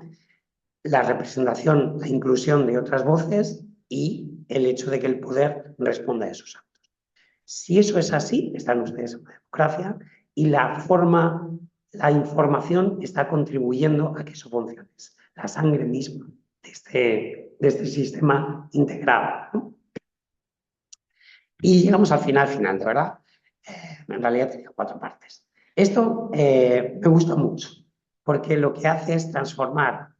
Bueno, les voy a desvelar qué es lo que hace. Aquí nos vamos a meter con un filósofo, pero un filósofo de esos que escribe para que le entiendan, no como otros, que tiene un libro, Bernard Williams, que se llama Verdad y Sinceridad, voluntad de decir la verdad. Es complicado traducir truthfulness. Truthfulness quiere decir eso. Quiere decir que hasta donde yo sé, en inglés se dice to the best of my knowledge, hasta donde yo llego, esto es verdad. Es verdad. No lo sé. Nadie sabe qué es la verdad hasta mucho tiempo después, con muchos aparatos y con mucho esfuerzo. Y aún así, ¿no? Pero sí puedo decirte que hasta donde yo llego, lo que estoy diciendo es cierto. ¿Qué podemos pedirle a la gente en democracia? Podemos pedirle que haga lo que pueda, que no nos engañe a sabiendas, que haga lo que pueda. Entonces, la virtud frente a la virtud de la verdad platónica, lo que le podemos pedir es la sinceridad, en el sentido este que les digo. Es decir, si uno resulta que piensa que una cosa es cierta y la dice, y le demuestran que no es cierta, no ha hecho mal. ¿Cuándo hace mal? Cuando después de que te lo hayan dicho, lo mantienes, porque no te viene bien, o porque te gusta, o porque decides desconfiar del otro. Eso es mentira. Pero tío, si te acabo de demostrar, ahí estamos siendo seres no morales. Esta virtud de la truthfulness, la veracidad, tiene 2 componentes: la precisión, la voluntad de precisión, y la sinceridad, esta idea de voy a decirte hasta donde yo pueda llegar, ¿no? ¿Y qué es lo que nos pide Williams? Lo que nos pedía el Parlamento Europeo, que nos esforcemos. Yo creo que la cuestión es cuánto podemos pedir que nos esforcemos, cuánto podemos esforzarnos. Yo creo que seguramente en ese caso tenemos una regla muy sencilla.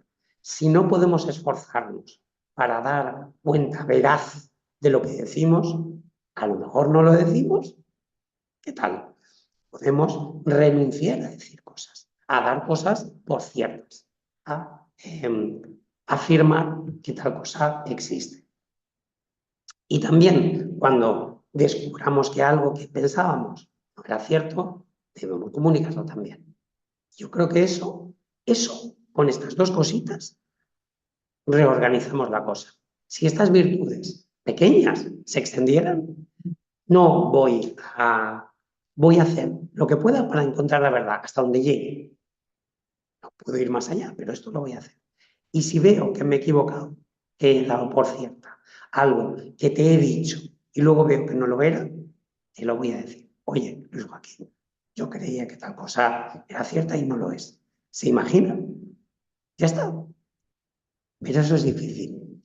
¿Por qué? Porque eso supone que hay que hacerlo solo. Y hay muchas cosas que en esto no hacemos solos. Formamos parte de un sistema informativo, comunicativo, etcétera, que nos traslada, que nos aporta mucha de la información que sostenemos. Entonces, ¿podemos hacer esto? Sí, todo lo que podamos, pero en realidad gran parte del asunto no está en nuestras manos, está en manos del sistema dentro del cual estamos. Entonces, ¿qué hacemos? Pues nos tenemos que fiar de las instituciones que dan la veracidad, eso, la sinceridad, la truthfulness, ¿cómo llama aquí? Precisión, accuracy. La voluntad de precisión y la voluntad de veracidad. Si una institución las tiene como elementos centrales de su operación, pues le podemos dejar esa carga y nosotros nos relajamos un poco. Podemos decir, bueno, los que me digan estos, por eso es tan importante que defendamos las instituciones que son así. Por ejemplo, esta, en la que estamos. La enseñanza, la investigación, la universidad, hay que defenderla mucho. Y vengo de Madrid, del mundo de Ayuso, donde Ayuso, defenderla, no, bueno, ella diría, pues yo defiendo la versión privada, la pública no me gusta tanto. Pero me parece defendible la idea de que la universidad es un entorno especialmente valioso a defender en este sentido que les he estado contando, de defensa de las bases informativas de la democracia. Los académicos es que somos así, somos bastante poco imaginativos, somos pesados, pero no mentimos. Por principio, le digo esto en serio, se lo digo en primera persona. Yo no podría mentir académicamente. No podría, o sea, no sé, yo qué sé, para salvar a mi hijo, me imagino, pero es una situación tanto extraña, ¿no? O sea, las pelis de nazis, las que siempre te ponen entre la espada y la pared. Pero la idea de que yo, las cosas que digo, pues un poco como el propio Luis Joaquín, me las miro mucho, exploro, soy cuidadoso y trato de no mentir. Parece poca cosa, pero resulta que una institución que está llena de gente que es cuidadosa y no miente, bueno, es una institución que es una aliada en esta batalla, en esta lucha por la democracia que no se muere, no se desangra informativamente. Lo mismo los periodistas y los jueces. Por eso es tan grave lo que está pasando.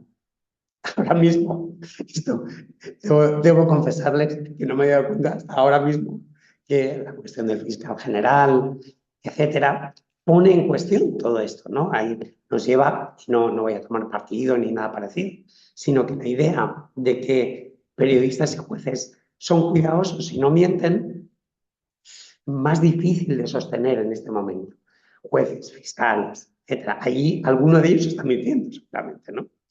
Entonces, la idea de que tenemos que ser más cuidadosos con nuestro sistema e impulsar las instituciones que tienen en su ADN o en su software, o la metáfora que quieran emplear, este tipo de cuestiones, este tipo de ejes de actuación, ¿no? ¿Saben lo que pasa con esto?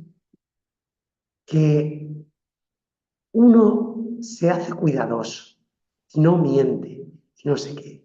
Y los otros, sí. Y le da una rabia ser el adulto en la habitación. O sea, yo me tengo que retener. Yo tengo que aguantarme la gana de decir cosas que seguramente no sean verdad, pero que me vienen perfectamente. Yo me retengo. Pero ¿y los otros? Los otros son como unos niñatos. Esto que dicen de Trump, le llama el libro que es el toddler en inglés, el español, el niño de pequeño, el bebé, un poquito más que un bebé, un niño que gatea, chorro, es eso, ¿no? Sí. Entonces eso, pues el niño de 3 años, emocionalmente. Sí. Y aquí vamos a la cuestión de que la regulación emocional de uno mismo, claro, si se ve acompañada de la no regulación emocional de los otros, te lleva a una situación en la que se siente que está compartiendo la habitación con niños que se hacen pis y caca. Y es muy desagradable, informativamente hablando. Y a veces no. Entonces, cierro con esto. Uno de mis descubrimientos en la preparación de esta charla es este hombre, Samuel Bagg, que dice que la cuestión es que todo lo que hacemos tiene que ver con nuestra identidad. ¿Quiénes pensamos que somos? ¿De qué grupo pensamos que somos? Eso es lo que media sociedad, emoción y razón e información, es esto, es la identidad. Entonces, esto lo sabemos los psicólogos políticos y los psicólogos de la cognición política saben que pensamos y actuamos políticamente en tanto que miembros de un grupo, gente que tiene una identidad. Ese es un dato. Asumámoslo. ¿Cómo podemos trabajar a partir de ahí? El Parlamento Europeo hace como si eso no fuera así. Lo que dice es, transfórmate en un periodista sin sueldo y revísalo todo, no sé qué. Dices, ni voy a tener tiempo y además es que no funciona, porque no soy ese ser racional que no se ve afectado por las emociones. Entonces, ¿qué requiere no estar enfermo? Voy a decir esas palabras que gustan a los universitarios, ¿no? Epistémicamente, en relación con el conocimiento. El saber, la episteme, no la theoría, no la doxa, no la opinión, no, la episteme, el saber, cómo se construye el conocimiento y el saber. Bueno, pues lo único que nos ha funcionado es cuando lo hacemos colectivo, cuando no es una cuestión individual. Por ejemplo, la ciencia. La ciencia, básicamente, es un lugar desagradable en que la gente está mirándote a ver si te equivocas. Y si te equivocas, dices, ya tengo el paper. Ya voy a publicar un artículo en el que demuestro que esto que ha dicho este otro es falso y lo argumento de esta manera. Entonces, claro, te cuidas mucho. Te la coges con papel de fumar.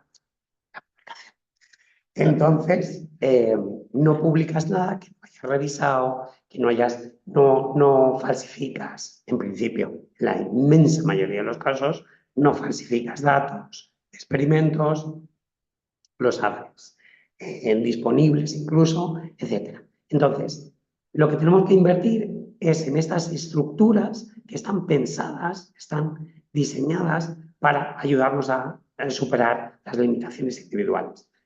Y en particular, y a esto les quería traer, cuando las normas y procedimientos profesionales que rigen esa investigación, el periodismo, los procedimientos legales y otras maneras de construir verdad colectivamente, conjuntamente, sí que funcionan.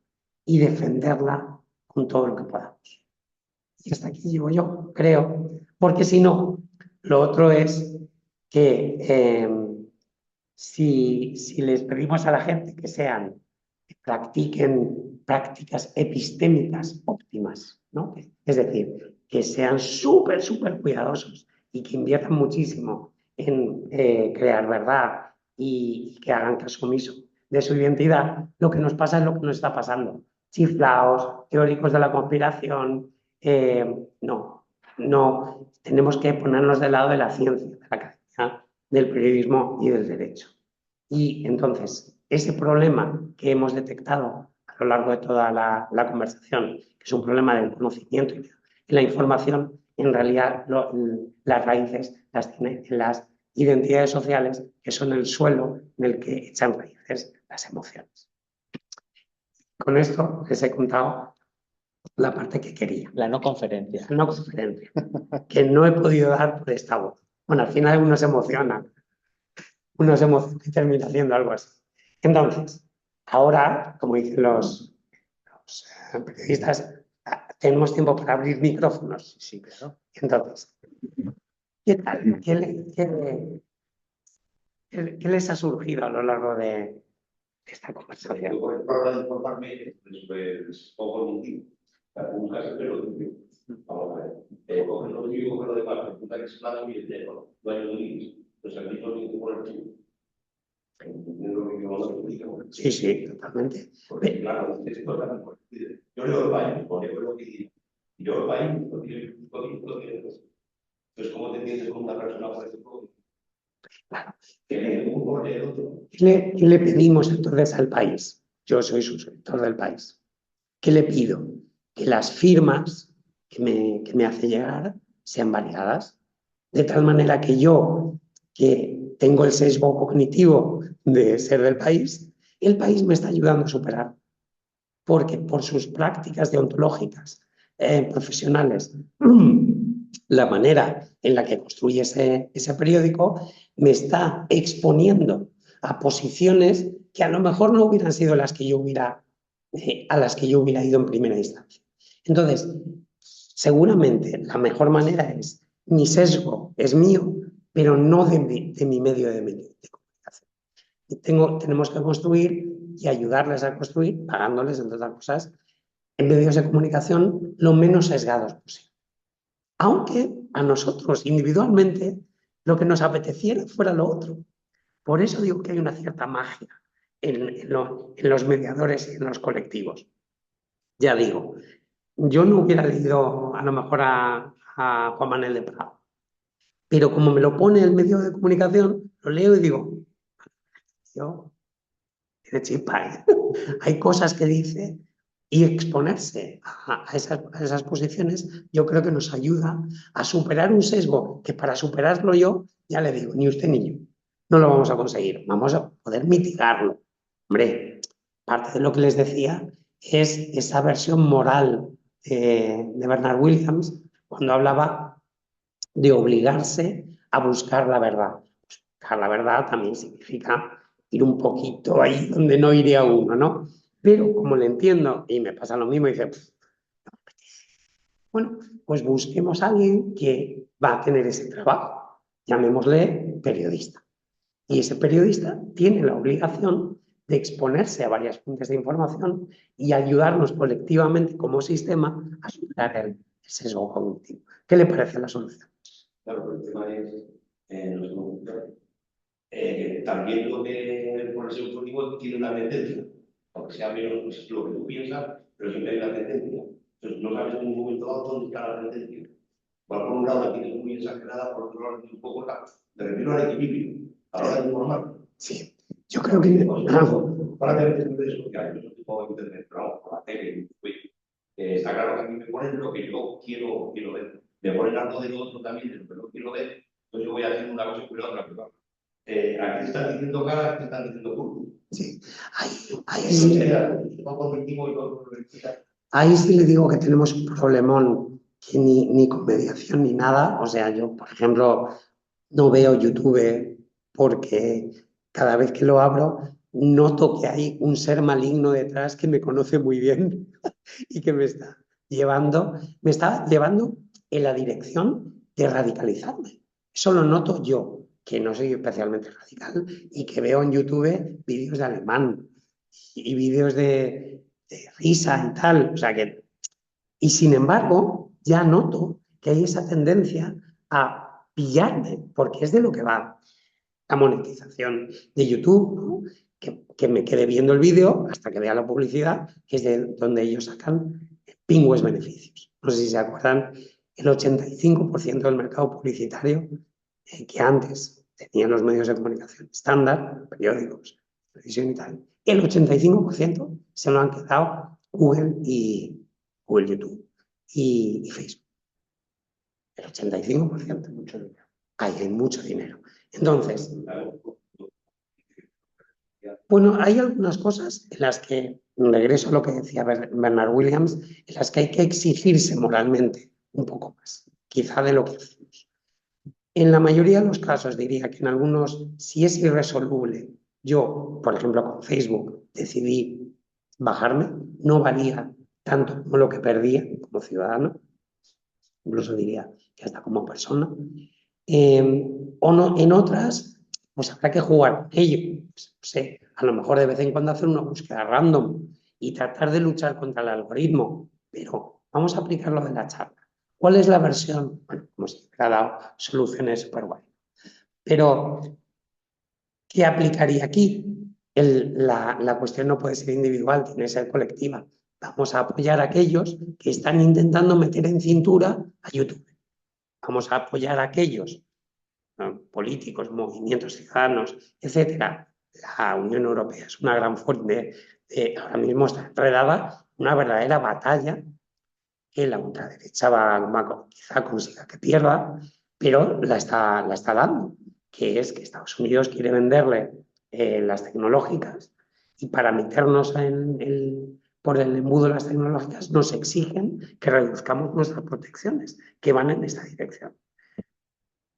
Por ejemplo, fuimos pioneros en Europa en la protección de datos, en un montón de cosas. Apoyemos esto, seamos europeístas, expresemos esto, votemos a partidos que vayan en esa dirección. Se me ocurre que en este caso tenemos que buscar la vía más colectiva aún para superar lo que usted identifica perfectamente, que es que el algoritmo es muy poderoso, muy fino, muy listo.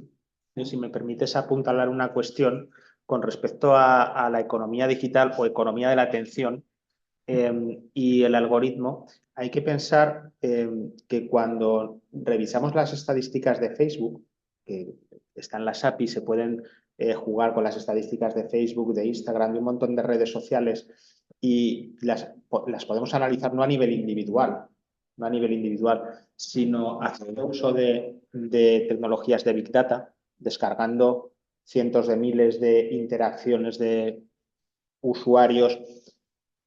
Es aterrador comprobar la cantidad de información de que dispone Facebook. Meta. O sea, puede ser que nosotros no tengamos Facebook, pero no hay lugar a dudas de que Facebook nos tiene a nosotros. Es decir, esos 3 segundos que estamos viendo un vídeo y nos desconectamos, ese movimiento del ratón que va a un enlace, ese me gusta que he pensado 1,2 segundos porque me ha hecho dudar, todo eso se queda registrado. Y luego están los algoritmos que trabajan con esa información para establecer una puntuación de sentiment, de sentimiento con respecto a eso, con respecto a esa publicación o cualquier otra cuestión. Hace unos años ya tuvimos aquí una charla sobre, también sobre, no específicamente sobre desinformación, pero sí al albur un poco de los primeros usos de redes sociales en campañas electorales, y vino un consultor que había trabajado en una campaña nacional de elecciones generales y decía que habían descubierto, esto surgió a raíz del escándalo de Cambridge Analytica en 2014, creo recordar, o 2015. Bueno, pues explicaba que a través del análisis de los datos en Facebook de un determinado target, de un determinado público objetivo, sabían que a un determinado público que reaccionaba de determinada forma frente a lo que ocurría en un debate electoral, al X tiempo les mandaban un anuncio de un aftershave en concreto, porque era el aftershave o el producto que a ellos les iba por su grupo social. Qué fino eso. Jope, es decir, era algo brutal de cómo ese enfoque de saber a quién te estás dirigiendo, cómo reacciona y demás, hace que pueda haber una predicción de comportamiento. En este caso, de comportamiento de compra. También, ¿por qué no de un comportamiento electoral, de un comportamiento de todos? De cualquier. Sí. Una cosa que he hecho de menos es el adoctrinamiento, tanto en la escuela pública como la privada, como en los medios de comunicación y en la televisión. Eso no lo hemos tocado, pero eso existe. Te voy a confesar una cosa, no hemos tocado casi nada. O sea, hemos tocado casi nada y nos hemos dejado casi todo fuera. Entiendo que le pueda parecer relevante y por supuesto lo es. Aquí, de todas maneras, le invitaría a hacer el ejercicio al que nos convocaba Luis Joaquín, que es a no darnos a los adultos por referentes, por modelos de gente que sabe trabajar muy bien con las redes y tal. Yo no lo soy. Y tengo bastantes papeletas, o sea, no sé, el hecho de que yo también estudié ingeniería informática. O sea, en teoría, yo sé de esto. Bueno, pues no, soy un desinformado. Si yo lo soy, no te digo los chicos, evidentemente. Y en la escuela, ¿qué hacemos? Aquí yo le diría, vamos a aplicar esta cuestión. Una de las cosas que se plantea mucho en las propuestas de lucha contra la desinformación es llevar esta educomunicación, en la que yo he participado, educación para la comunicación, llevarla a las escuelas. Es decir, que en esas escuelas donde se adoctrina, pues al revés, que se ayude a dotar de herramientas educomunicativas a las chavalas y a los chavales para que se manejen algo mejor en un mundo informativo tan complicado, ¿no? Tan deteriorado. Pero aquí yo le diría, la primera actitud es la de humildad compartida. Es que esto es un lío para todos, para todos. O sea, fíjese el Brexit, que es una aplicación, Cambridge Analytica, etcétera, todo esto, de qué manera ese despliegue analítico que llega a construir modelos medio mágicos, cuales uno dice, los que se ponen este aftershave, estos votan Brexit seguro. Y dices, ¿y eso? ¿Cómo lo has sacado? Tío, mira, modelo, aquí está la matriz de datos de 80 millones de personas y aquí está. Y dices, jope, ¿cómo me protejo yo de eso? Entonces, creo que precisamente una actitud de vulnerabilidad compartida con esos chicos, por supuesto que somos más responsables de cara a los chicos, pero eso nos lleva a, por ejemplo, dar instrucciones a las instituciones, en este caso a las instituciones educativas, a las escuelas, para que tengan en cuenta esto. Pero en el mismo aliento en el que les pedimos a las otras instituciones que a nosotros también nos eduquen, que a nosotros también nos traten bien, que nos protejan.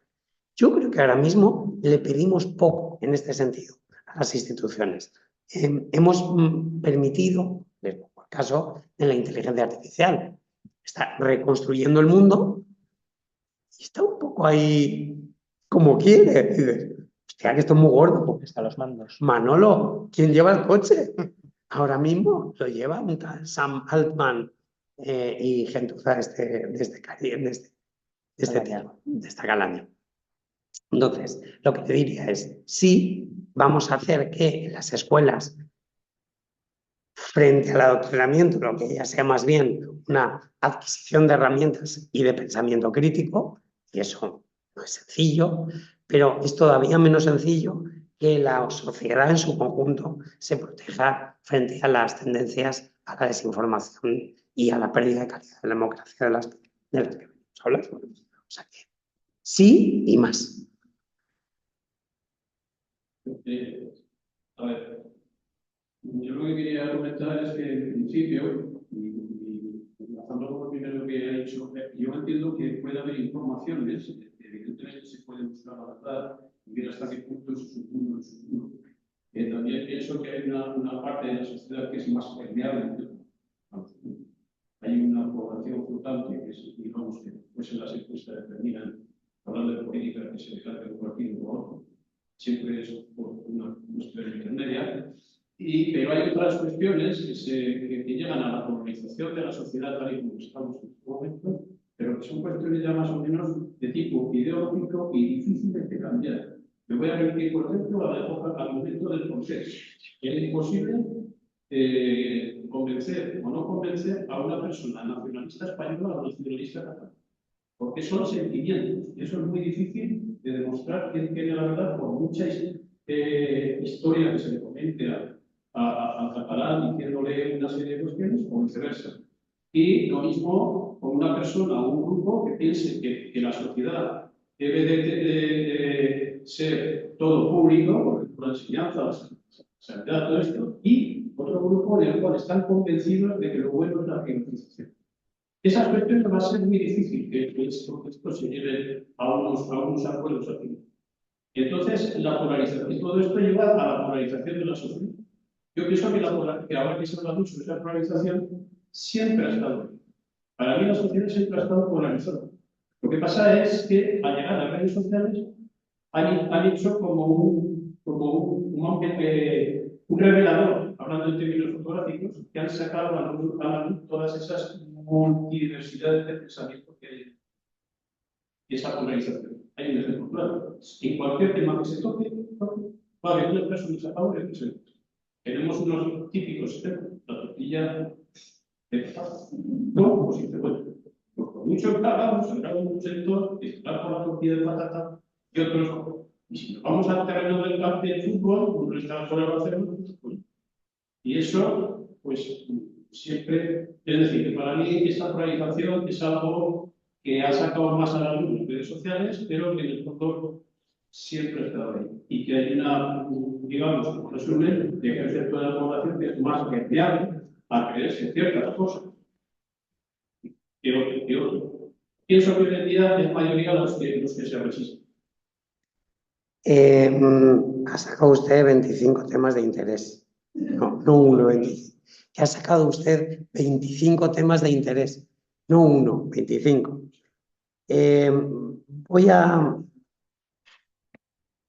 decirle una cosa. Tengo la sensación de que la polarización sí que es un fenómeno más bien del presente, que siempre ha habido desacuerdos, no sé cómo decirle, aquí ha habido una guerra civil, no había Facebook, ¿no? Y si lo hubiera, o peor. Pero me parece que la naturaleza de la competición electoral ha cambiado. Y es mi intuición, ¿eh? Y aquí, de verdad, no sé si está bien que lo diga o no, pero no puedo sacar las credenciales de que soy un politólogo, no lo soy licenciado en ciencia política también, pero esto lo digo más bien a nivel ciudadano. ¿Usted no tiene la sensación de que los partidos de antes tendían a la media? Es decir, como tenían que capturar a cuanto más votantes mejor, tenían que llegar, era lo que se llaman los partidos atrápalo todo, los catch all parties. Entonces, si tú quieres ganar las elecciones, pues tienes a gente que está ahí, que son ligeramente conservadora, pero bueno, y tienes que conseguir que vote PSOE. Si no, no gana el PSOE. Y tienes que llegar bastante a la izquierda, porque si no, no le ganas a la PPP. Es decir, que la dinámica de la competición electoral, por su propia naturaleza, tiende al centrismo. Tendía. Mi impresión es que ahora no es así. Algo sí ha pasado. Es como que el centro se hubiera evaporado, como si fuera más difícil. ¿Por qué? Mi impresión. Se ha centrifugado. Se ha centrifugado. ¿Por qué? Porque no hablamos de políticas, hablamos de identidades. Hablamos de política en el sentido más irresoluble y más difícil de ponerse de acuerdo sobre él, que es lo ontológico, lo esencial, lo que no puede uno decir. Bueno, a ver, entonces, sanidad pública. Vamos a probar. Eso podemos probar. Si uno puede probar, si uno está interesado en saber, en ampliar la cobertura sanitaria de los ciudadanos del país, puede votar a alguien y luego puede decir, pues no funciona, la pública no funciona, tenemos que pasar a la privada. Puede permitirse eso, es decir, que puede votar a uno o a otro. Pero cuando uno lo que dice es te odio, o no soy tú, o esto, o no hay manera de ponernos en medio, el partido nunca va a ofertar políticas. En realidad, ni siquiera va a centrar su discurso en las políticas, en el sentido inglés, de policy, es decir, las cosas que uno hace cuando está en el gobierno. Pues lo que siempre he pensado, que al final de lo que va esto es el impuesto sobre la renta es lo más importante que se hace. Los impuestos. ¿Se habla de impuestos? Ahora mismo, ¿hay algo más importante que a quién le cogemos el dinero y en qué lo gastamos? Eso es lo que hacen los gobiernos, ¿no?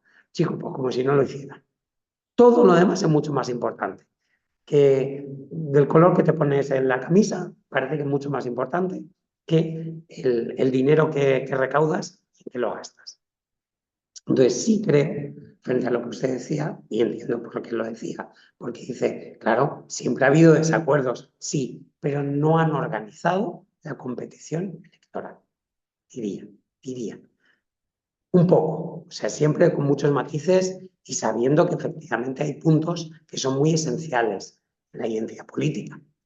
Pero me da la sensación de que esta centrifugación del público y esta especie de radicalización de los partidos siguiendo a sus públicos, siguiendo a los ciudadanos hacia donde se iban, ha desactivado esta cuestión de los partidos atrápalo todo. Luego, es que de verdad que he sacado un montón de cosas súper interesantes. Otra es la cuestión de los votantes o de los ciudadanos con más y menos información. No estoy seguro que me convenzan, o sea, no estoy seguro que los de alta información estén menos polarizados. Me parece que eso no es exactamente lo que pasa. Lo que pasa es que son de alta información y alta polarización a la vez. O sea, hay un grupo, como mínimo, de gente que no, de ciudadanos, que no pasan a ser unos informados neutrales, ecuánimes, que evalúan las políticas, sino que están súper politizados, se lo saben todo lo que está pasando en la política y tal, pero al mismo tiempo están súper alterados, súper cabreados, por supuesto con el enemigo, etc. Entonces, lo de alta información y baja información no es, como mínimo, la solución, no es la panacea, me da la sensación. Debe haber algo más en relación con esto, es qué tipo de información maneja. Aunque estoy completamente de acuerdo que, por supuesto, es muy interesante que evaluemos con qué información se manejan los distintos ciudadanos para tomar según qué decisiones informativas o políticas. Y como tengo esta voz, no puedo seguir con la 25, la 23 que seguiría, porque lo ideológico, los sentimientos y el proceso, créame, esto da para tesis. Yo me refería no a más o menos información, que es más permeable recibir esos mundos. Y esa es lo que... Sí, no, yo creo que estamos preparados. Perdón, es que hay una tendencia a leer solamente titulares. Sí, bueno. Sí. Entonces, la cosa, porque ya no profundiza, entonces hay un titular, porque a lo mejor la falsedad está en el titular. O la existencia. Bueno, sí. Ya leerlo, pero como te quedas en el titular, Sí, no. y tu tendencia es, porque eso te ha satisfecho tu propio ego, digámoslo así, pensamiento, pues... Sí, eso lo veíamos con esta taxonomía, esta tipología de desinformación. Una de ellas es hacerte creer que la noticia va de una cosa, la lees y dices, no es exactamente esto, es mucho más matizado o tal. Eso es así, pero le diría, siguiendo un poco este principio de aplícate el cuento, ¿no? Que sea yo el primero a que esta cuestión de la lucha contra la desinformación me la aplico a mí mismo. Y una de ellas es, ¿qué tipo de bulos me podrían pillar a mí? ¿Qué bulos me habré creído? Es una pregunta como mínimo interesante a plantearse. ¿Me habré creído bulos? ¿Cómo habrán sido? Lo que es seguro es que si dicen algo que a mí me mola mucho, me va a costar un montón ponerme a desmentirlo, a buscar información de contraste, todo eso que nos decía el Parlamento Europeo. Sí, hombre, con lo que mola, ¿no? Entonces, hacer ese ejercicio un poco de higiene democrática informativa, que es, ¿cuál podría ser que me llegara, que me convenciera más? Yo te puedo decir el último bulo del que soy consciente que me creí. Qué bueno.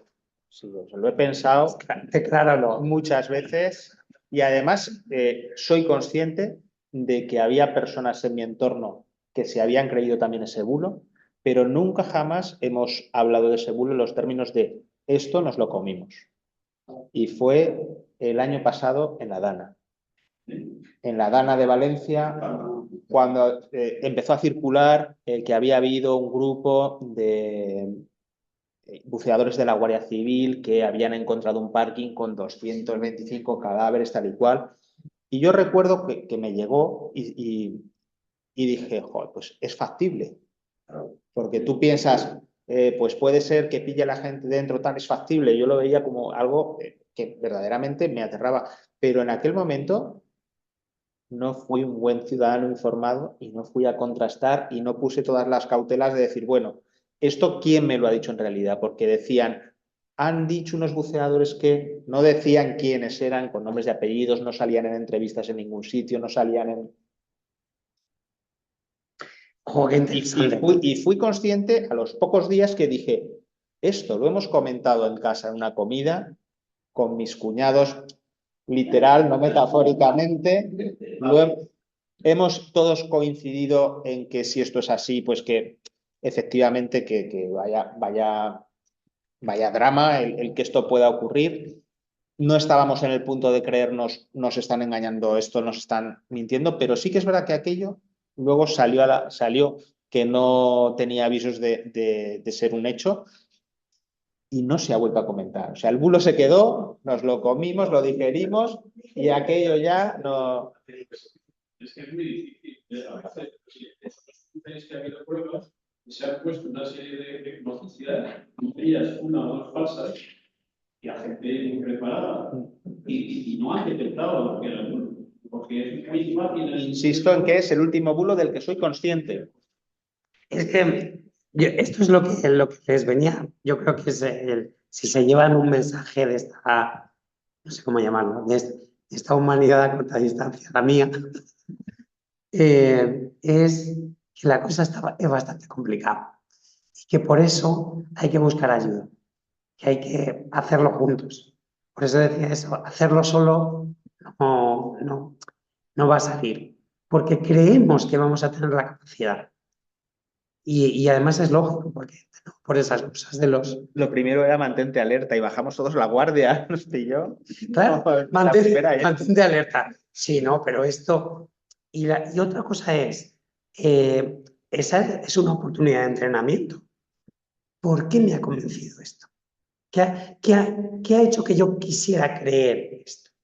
De alguna manera, ¿no? Entonces quizás sea porque yo me temía que aquello era un horror, un espanto, y que por lo tanto hay una tendencia en las autoridades a ocultar, o que quién sabe en una ciudad cómo no va a haber lugares a los que aún no hemos llegado y que, no sé, ¿qué es lo que hacía que a ti y a tus allegados les resultara especialmente creíble esto? Entonces me parece un buen espacio de entrenamiento, muy difícil, porque requiere asumir que uno se ha equivocado y que lo importante es no equivocarse la siguiente vez. Entonces, ¿qué señales, qué características, qué rasgos tenía esa información falsa que me pueden poner en guardia la próxima vez? Pero la siguiente es, jope, si es que ni siquiera mantuve ni un poquito de estar alerta, caí enseguida. Y esa me parece una lección aún más importante, porque desindividualiza, hace que uno se dé cuenta de que no va a poder resistirse a sus propios sesgos. Si no va a poder, ¿qué hace? Pide ayuda. ¿Cómo hace? Pues, por ejemplo, que haya un defensor del pueblo comunicativo. Una tontería que se me acaba de ocurrir. ¿Por qué no? Como maldita, pero no, a lo bestia. O sea, un defensor que diga, mira, de algunos temas no vamos a estar revisando, vamos a emplear esos recursos que el usuario no puede emplear para revisar la calidad de las informaciones sobre determinados temas especialmente sensibles. ¿Por qué no? ¿No? Pero ya estamos construyendo otro tipo de soluciones, que es lo que a donde yo les quería llevar. No sé si lo conseguí. Era la opción de donde yo les quería llevar. La última. La última.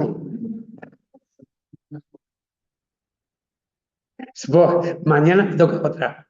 Sobre otra cosa. Un tema sencillo, inteligencia artificial. O sea que yo...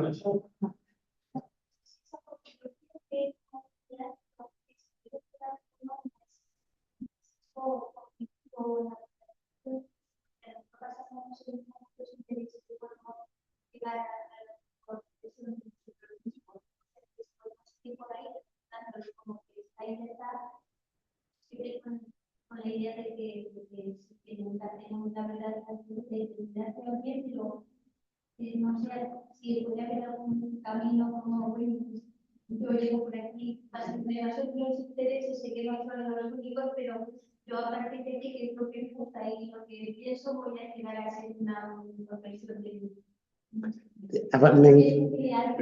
No, pero me encanta lo que dicen. Existe, pues se haría algo positivo.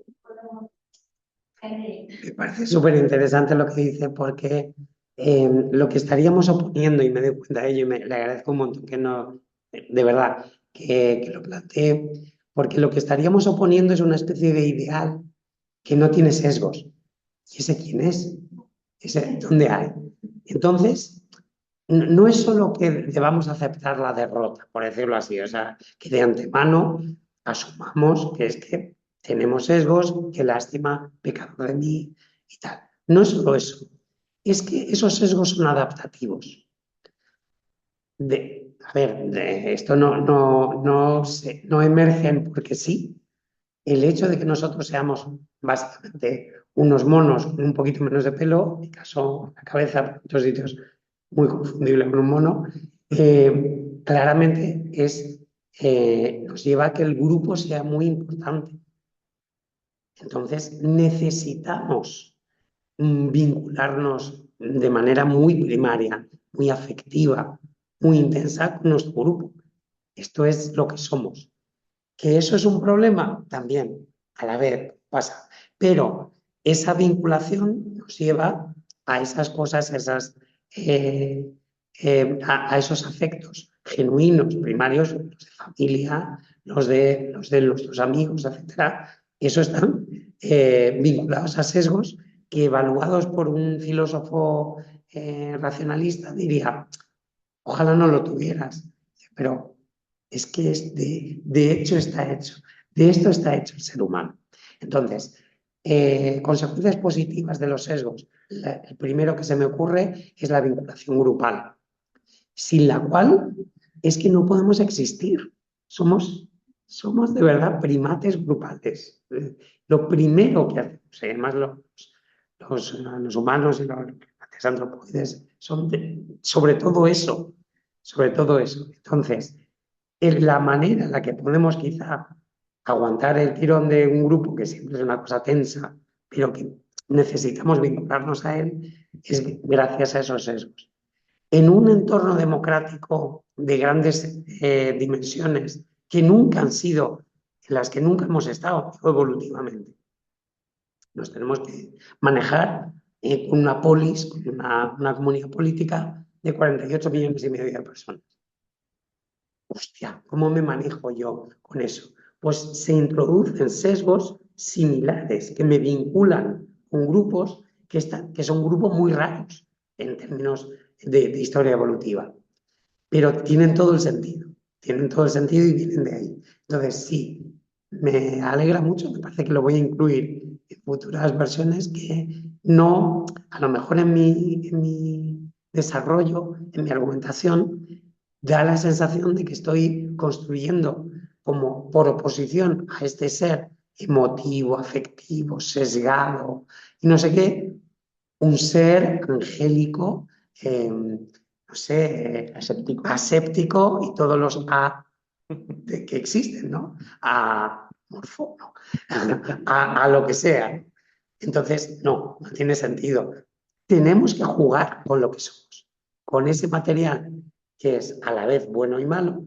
Vamos a ver cómo podemos construir aparatos, la institución es un aparato, aparatos colectivos que nos rescaten un poco de nosotros mismos, permitiéndonos, sin embargo, disfrutar de las partes positivas de los sesgos. Muchas gracias. Para usted, muy bien.